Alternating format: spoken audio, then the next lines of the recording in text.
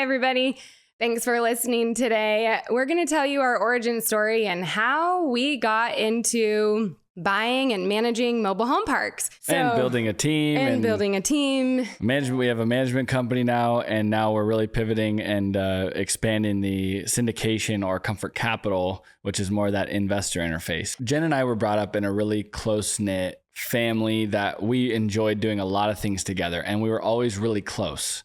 Mm-hmm. And Jen and I, believe it or not, got along pretty good. Once I got big enough to hold my own, because I'm 3.5 years younger, which I think is important for everyone to know. It's like, it's a different dynamic. Totally. You know? Yeah. So we were extremely blessed. We had an amazing mother and father. They were married our entire childhood and together. And Dad was a construction company owner. And so he was a blue collar / white collar guy in that he really lived and was born and bred into the blue collar construction trade and started out as a framer.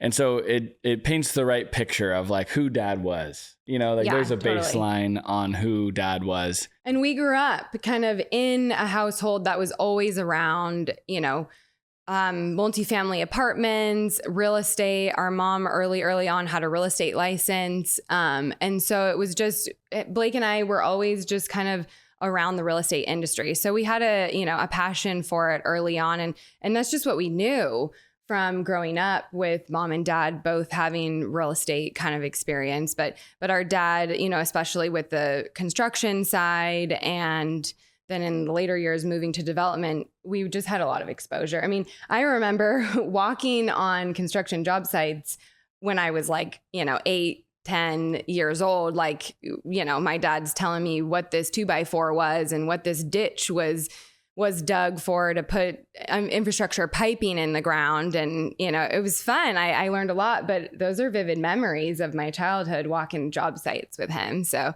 yeah, So it was really that was our life, is more of a, children of a blue collar contractor. And we joke all the time. Our dad was, Wayne Comfort was the best at robbing Peter to pay Paul. Yeah. Oh my God. And those contractors really get good at managing cash flow because they're on one job and they finally get paid and it's done. And then they got to move on and buy materials to start up the next construction project over here. Yeah. So, and it's important because that's really how, this family shifted gears, in that Dad was really interested in long-term. And I think this goes back probably to the 80s. He started in the 60s and 70s in framing and then being a superintendent, and then got into more a general construction position and managing larger projects with his father, actually. So Jen and I are now at least third generation, working with our parents. And so it's really cool. But it wasn't as though, Jen and I were handed this company. So there's a lot to this story. And so now we'll go back to 2008. Okay, so to paint the blue collar Wayne Comfort story. So in 2008, Dad was hired on as the developer to build a 278 unit apartment community with a good friend, now our mentor in this mobile home park business. And it was a 5-year project that, had a lot of boot up, where you do the plans and all the infrastructure before you start to build up. And about 2 years into the 5-year project, our dad goes completely blind. And so it was a pivoting moment for us because, I was working another job. Blake had recently gotten out of high school and decided to go straight into kind of his career path of, he got his real estate license and was going to be a broker selling homes and kind of, get his feet wet in the real estate industry because that's what he wanted to do. And I was working for a property management company. And so we both kind of had our own things going at that moment. And then when Dad lost his vision, it was this pivoting moment where we came together as a family and we're like, okay, what can we do? How can we support you, Dad? you need to find out if you can continue on with building this apartment community. And he was hoping he could, because we really needed the money from that project to continue on and try to build this mobile home park business on the side. Dad had asked Blake to help him.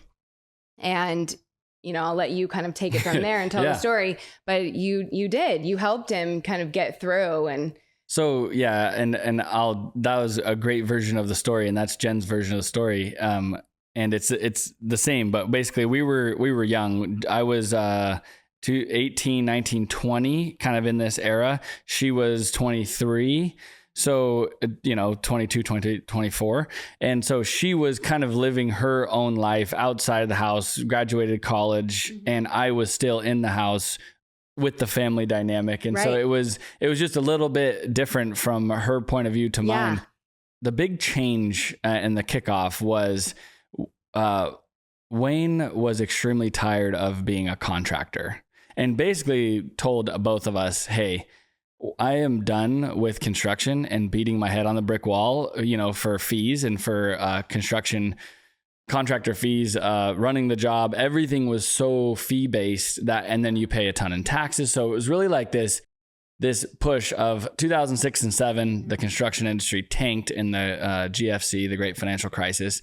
And at that moment, it was kind of like sink or swim. He was either going to have to double down and figure out how to make the construction company work, or we're going to have to transition.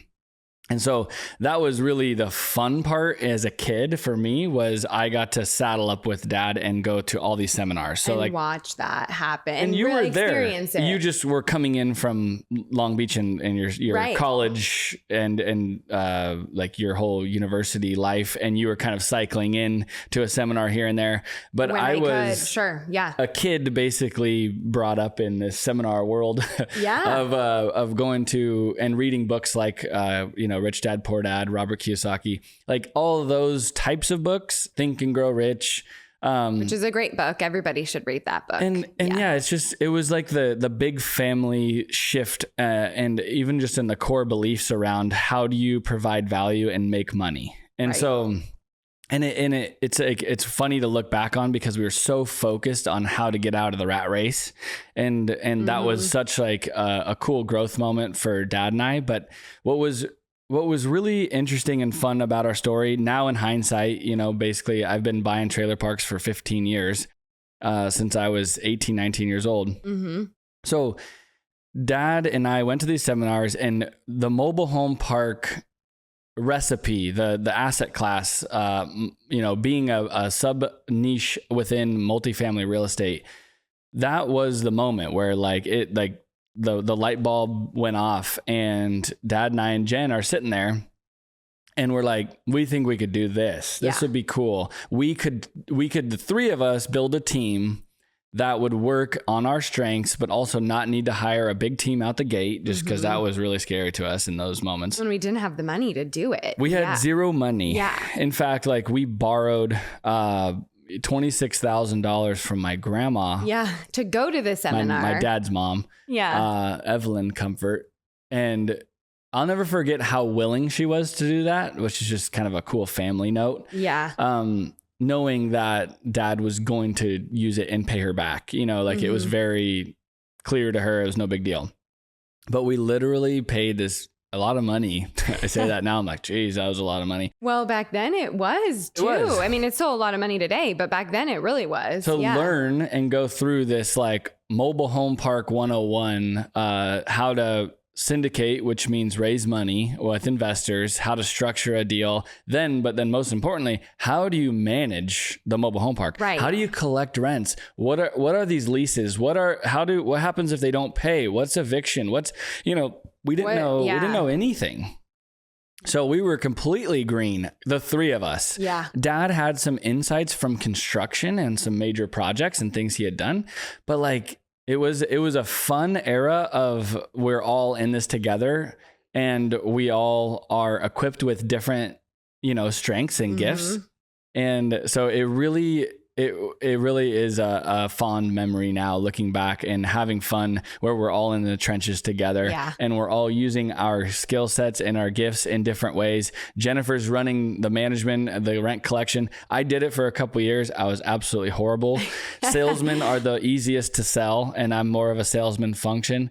Which is great, because he can be the salesman and I can be, you know, I did all the property management side and the bookkeeping and all the back office stuff that he doesn't really like to do. And I don't really like to sell. So it was a good partnership out the gate of trying to build this and playing to our strengths. And so we did a couple of deals, actually just one, while Dad was developing. It was more of a side gig. It was a core focus of mine. I was selling residential real estate on the side just to make a couple dollars.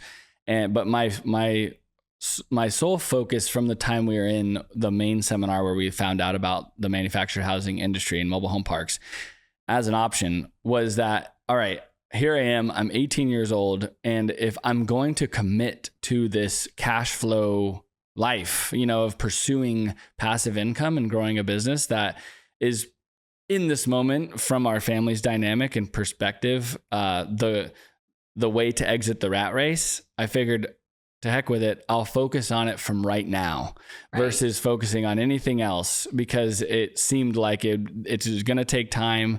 There was no shortcut. Might as well start when I'm a kid. Yeah. So, and this really is a slow and steady wins the race, like, you know, one deal at a time. And that's kind of what we've been doing from the beginning. Mobile home parks are more the slow and steady wins the race. We only do one rent increase per year. Given the economic moment in time, we make the decision every year on how much that's going to be. So it really is a tortoise and hare story on that within the multifamily real estate. Yeah. Mobile home parks versus apartments. And so continue on the... well, and I was going to add to that point of, you know, we from the beginning always had a soft spot for affordable housing, and, you know, we loved real estate. We knew it. It was familiar with us because, like Blake explained, we grew up in it. And my dad had a lot of experience with multifamily apartments, but, you know, we really liked this concept of mobile home parks because the homes are great and the quality of how they're built is great too. And it's a lot faster to kind of buy something like this, a community that's existing versus, you know, building an apartment community from the ground up. That's a 5-year project where you can, you know, take these existing mobile home parks that maybe are mismanaged or distressed and bring life back into them.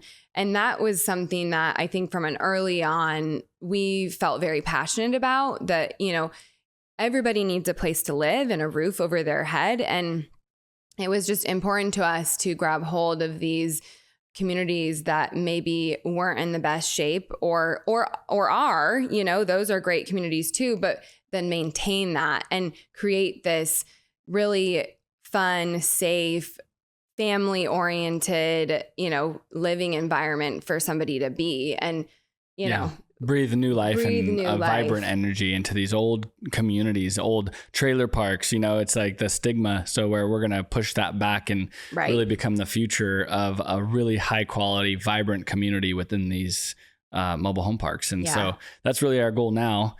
I'd say the emotional side of this whole beginning with Jen and I kind of teaming up, I'd say it bonded Jennifer and I together going through our father completely losing his vision in 2010. So we had done one mobile home park deal and we're about to do the other, and he goes blind, like literally the week or two around the time we start the escrow to buy our second mobile home park outside of Durango, Colorado. Yeah. And that moment was extremely trying, and like we had to double down. I'd say Jen and I specifically had to double down on our commitment to this game, you know, in this life and the profession that we have chosen. And then also to make sure mom and dad had enough money through their development project that they had rolling so that they could at least at that point, you know, sort of retire. But if they didn't get the development deal in that moment, and or be able to sustain it. So they had just scraped 10 acres to build 278 units in Chula Vista. Dad was hired on as the developer. And from there, he was a third party. So he wasn't the GC. He wasn't the syndicator owner operator portion, bringing the equity in. The developer is basically tasked with hiring the general contractor and then managing that project total scope. So they literally scraped this 10-acre parcel to build and start a fresh, almost 300 unit condo quality multifamily project down in South San Diego. Mm-hmm. And dad goes completely blind. We're not talking like, oh yeah, he can't see in the middle, or anything. Like, he is completely blind and cannot do anything anymore. That he was a very strong character. If you know a blue collar contractor, you understand, like, he was a very strong, capable person in almost anything, which is where I think we got a lot of our grit, and we got taught a lot of awesome things in general along our childhood and developing who we are.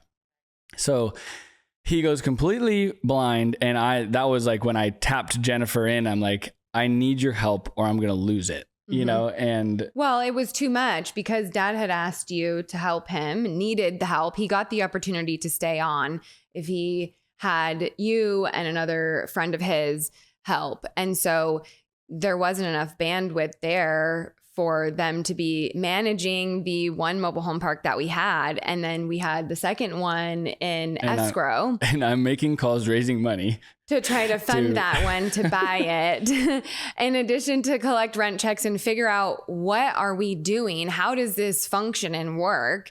And so I was working at a property management company at the time, and it was one of those moments where it was like, hey, if we're going to really double down and take this business and continue to try to grow it and move it into the future, we have to make a big decision right now. And so they tapped me in. I quit my job. I started working with them full time and on the property management side. And Blake and Blake was trying to figure out how to, learn how to walk a blind man through these trenches of this construction project.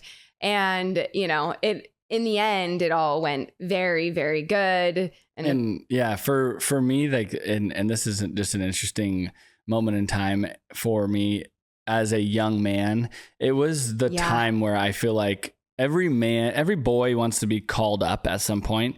And it was, in hindsight, the best thing that ever happened to me as a young adult becoming from a boy to a man. It was the moment where I was required to basically help the family fully through and have to kind of, in the piloting realm, flying you, it's the time for you to fly the plane on your own. And not only, can you, it's like, hey, we really need you to take this on and do it. And so I literally walked our blind dad to every single meeting, got a seat at the table, which is an unreal thing.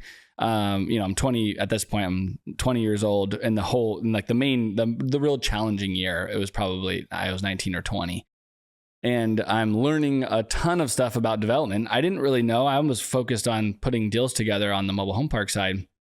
So I'm learning that. I told dad I'd do it for him while we're building this smaller mobile home park business. And so I literally was like his to an unbelievable level personal assistant, reading every single email, typing every single email per the words he wanted to use. It was not an easy time for us. But it taught me so much, and I got a seat at the table, and I'm literally guiding my blind dad on my right arm through the dirt, then, framing stages. He's walking, it's raining, it's winter, whatever, that era. And when we're coming vertical and we're trying to get the water to drain off the construction site while we're building these apartments, and I'm walking a blind developer through the mud and walking tightrope on 2x4s across the mud to go tell him what the status is and follow around the general contractor and the superintendents. And it was just this unbelievable era, and in hindsight. And it was when I fully became, the confident person I am to chase deals and put my money where my mouth is on making offers, and you name it. It really was the development time. I call it my time in the fire. And I'd say from that point forward, we then, so that apartment community was built over 3 years or so. We were the first, I think, there might be one or two others, but that we're pretty close to being the only group coming out of the ground with a new multifamily development deal. At that time, 2010, we finished in 2012, 2013. Yeah. And like the trades were all dying because nobody was building. So all of the framers, the electricians, the low voltage guys, the plumbers, everyone almost lost money on this job in order to keep their guys that they wanted to keep. And I'll never forget that, because it was like, we couldn't have hit the timing any better. If you're talking about buying the lows and selling at the high, Yeah. we couldn't have hit this construction project at a better time. And so we were all in for, let's just call it 50 million. It was roughly 50 million of a total development cost. And it appraised the moment we started getting it occupied, and the guys in the syndicator that we were building for, when they occupied the building, it appraised for just under 100 million. So it was an absolute home run deal. God. And Yeah. it was just one of those like Super Bowl moments for us, where Dad made it to the finish line. He got the money and the fee. It was a grand slam of a project, better than they could have ever projected. And so it was just like, that was the icing on the cake that really was like, okay, like Dad made it through it. You helped him. You had that incredible experience through all of that. And then alongside of that all happening, we had closed on our second deal in Colorado. We'd closed on our third and fourth deal through that development era. And then we pivoted and went into Arizona and closed our third and fourth deal. And so there was just a lot that happened in those last 3 years, when from 2010 to 2013, there was incredible learning and growth and experiences and just mud that we walked through. And like, it just was a push. You were helping Dad, and I was trying to figure out how the heck to manage these mobile home parks and do the books and collect the rents and keep that side of things like functioning and running while we were shopping for more mobile home parks while helping Dad do this development deal. There was just a lot. And we really, like Blake said, had to come together as a family, and it really kind of locked in, like, we really do enjoy working together. And this really is something that we want to continue pushing through. It solidified that in my mind, and I think you would agree, in moving, this business forward, both the syndication and the property management side, because we really did enjoy managing the properties, and we still do. We enjoy managing the properties that we're acquiring and see them, when we buy one, to see it to the end, if and when we sell or trade that property. So, and I'm just sitting here thinking about like that whole era really solidified also our core values, and it's, have to have faith. Our upbringing was, you were true to your word. Mm-hmm. You are only as good as your word, and you protect your reputation at all costs by doing what you say you're going to do. And if you have to humble yourself and eat a slice of humble pie and come clean on whatever it is, you tell the truth. Yeah. And like, I'll just never forget the fear that Dad had when he had to call the partners on the development and tell him he went completely blind. Yeah. And we thought that he was going to get not fired, but let go. Nicely told. So, okay, you know what? I hear you, but I'm really sorry. We can't let you continue to be a developer. You're blind. So Dad withdrew to his word, said, no, I can do it. He brought on a buddy to help him just do the construction piece, like the construction, nitty gritty knowledge behind that. He paved the core value road for Jen and I, and we locked in on that and understood and appreciated it. And we will always continue to honor our father and our upbringing and our mother and father through this era. Because I think it's important, to understand where you come from and take the good and then learn to move through the bad.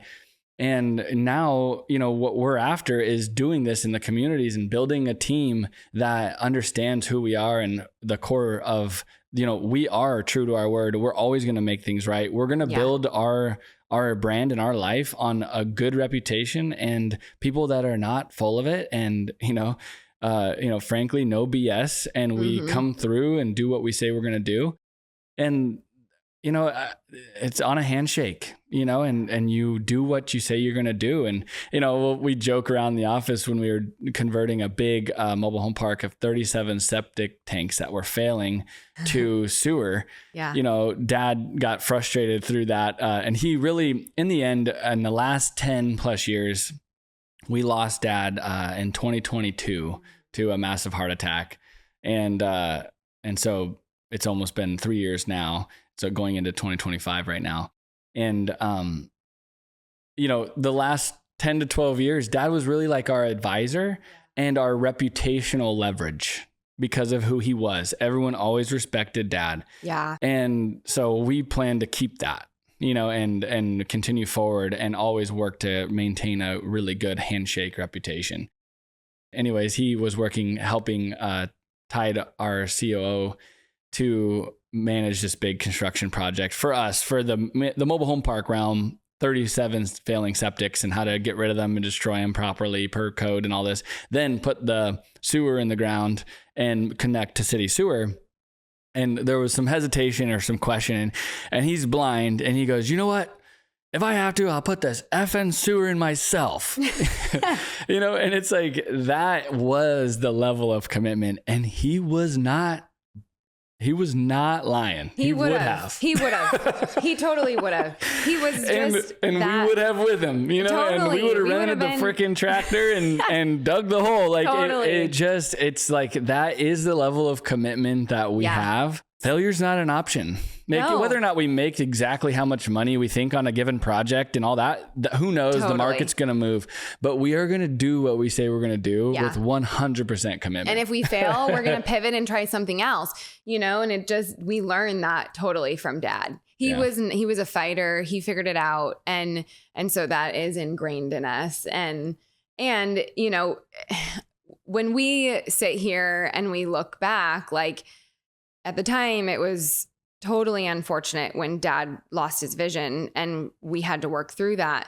But all three of us, before we lost him, we would have conversations about, gosh, thinking about this. If you wouldn't have lost your vision, we probably wouldn't be where we are today.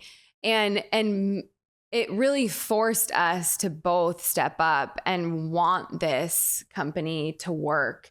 And so it really kind of ingrained that, like, it's a fight, or you're going to fight for it or you're not. And so, it was, he taught us well and had that reputation alongside that really carried us through. And we know what we know today because of it. Yeah. Yeah. And it's been a team effort the whole time. It really takes, the more you build a team, the more you realize how much you require all these different people with different skill sets, and different strengths and gifts, 100%. And how much you're interdependent on one another to continue to build it and grow it. Yeah. And so we're extremely grateful for everyone on the team. And it's so much fun to work together as a team versus trying to figure out every piece by yourself. And so, yeah, we are so grateful for the team, and we're looking forward to and excited to kind of move this business into the future on both acquiring new properties and learning new markets, in addition to growing the management side and learning new things and hiring different positions and continuing to promote people within. All of those things are, it's been really fun kind of getting it from zero to where we are today, and then to see where it continues to go from here. So, yep. So whether you're an investor wanting to learn who we are, I hope this helps you understand that we're out to become a household name within the manufactured home community space. We're going to continue to innovate on making and retrofitting old communities, maybe buying some newer, nicer communities that we can continue to infill and improve the quality of the operations. And then if you're somebody that's joining the team, you know, we welcome you and really appreciate your skill set and who you are, and for whatever position that may be. So welcome, and join us on this journey. And it's going to be a fun ride. Thanks. See you later. Thanks, guys. See you later.